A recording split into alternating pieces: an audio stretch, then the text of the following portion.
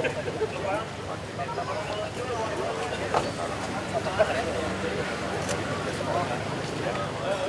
area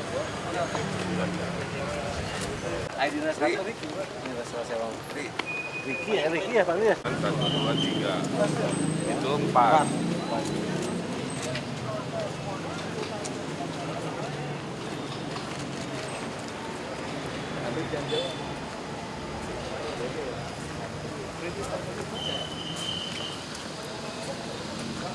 Dan merubah fungsi beda. Apa sih Pak? Anu kajian Pak? Mereka era kalau terus itu mana? Meskipun berubah fungsi tidak Berubah fungsi itu dan apapun kenapa apa jasa dari ada balik mulanya mereka boleh melanjutkan agar membuatkan sampai ya.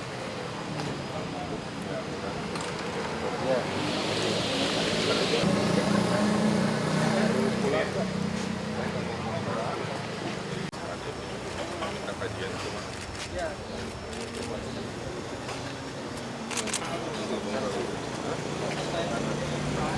nah itu aja.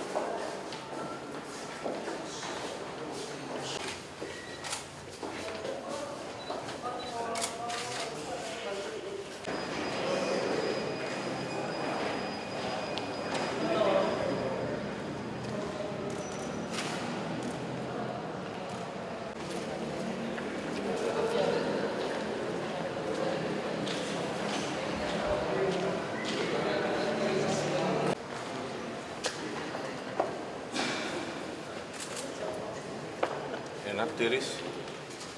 dingin sih. Udah bisa.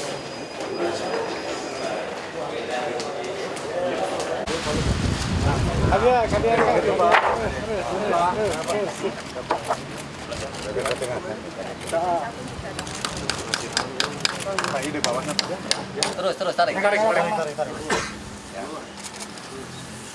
Itu sampai ujung tarik. Iya, Pak. Sampai patah, Pak. Iya. Nah, kadinya up. Oke, tenang kagum.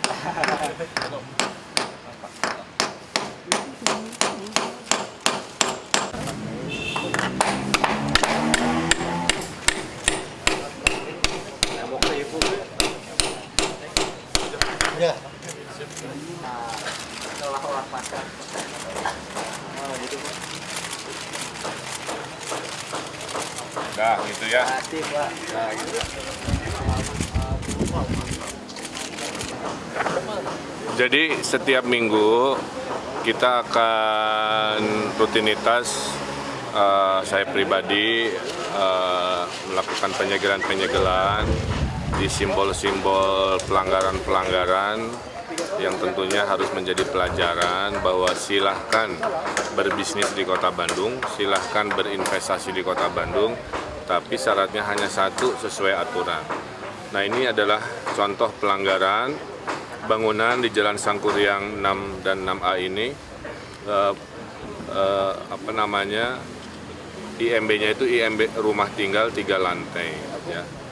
Ternyata sekarang tidak rumah tinggal dan tidak 3 lantai, dia 4 lantai dan berubah menjadi fungsi jasa. Di RDTR baru sebenarnya boleh, ya. Jadi kalau perubahan fungsinya karena tata ruang yang baru membolehkan, saya kira tidak ada masalah.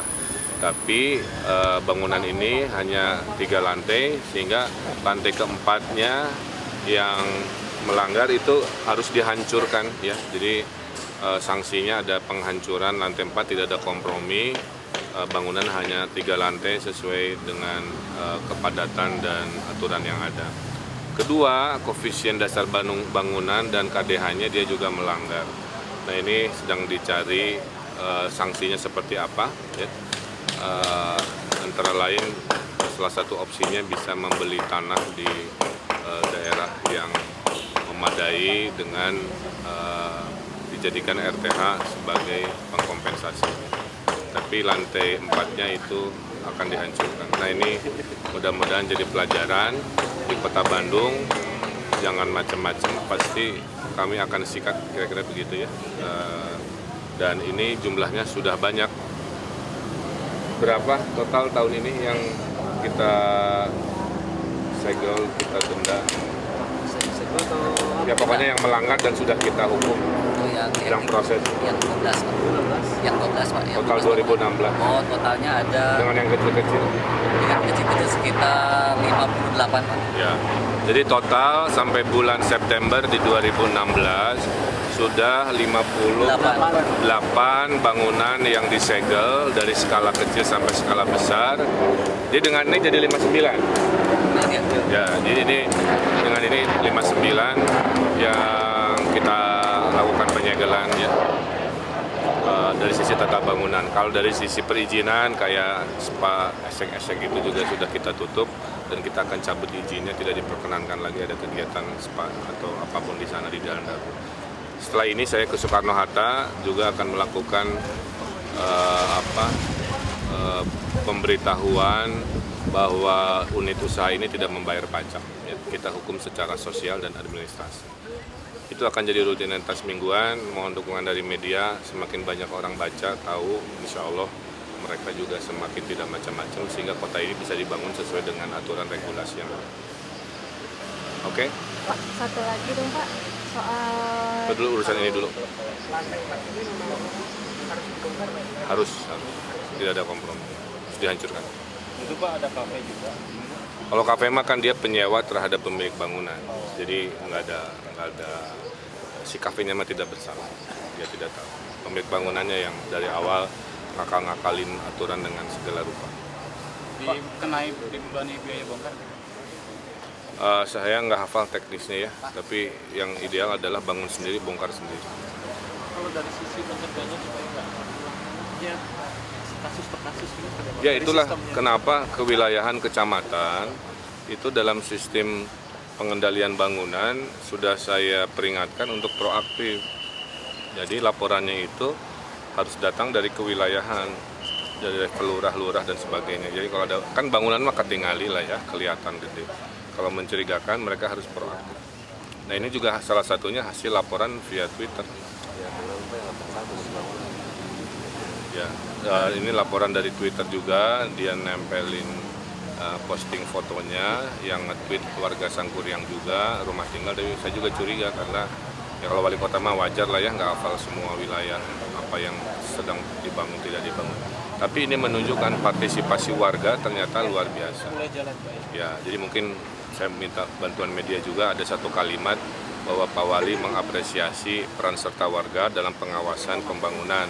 Jika di wilayahnya ditemukan pelanggaran-pelanggaran, bisa melaporkan dengan berbagai macam saluran, salah satunya media sosial. Nah ini contoh laporan dari media sosial ke saya tindak lanjuti, saya periksa dan ternyata memang melanggar dan kita segel. Dari 59 itu ada resistensi nggak Pak? Selalu ada, namanya nggak ada orang yang senang dihukumkan, tapi masa negara kalah. Eskalasinya tinggi, resistensinya atau? Enggak, menurun justru, makin hari makin, dulu mah ratusan. Pak, artinya bisa digunakan lagi ketika si perizinan dirubah gitu Pak? Bukan, kan dia dipergunakan lagi kalau bangunan lantai 4 sudah dibongkar dan dia sudah mengkompensasi kekurangan RTH yang dia ambil di sini. Jadi Oke. ada penggantian untuk RTH? Ya, penggantian RTH, tapi yang utamanya pembongkaran. Karena kalau dia sudah 3 lantai, secara fisik bangunan sebenarnya nggak ada masalah.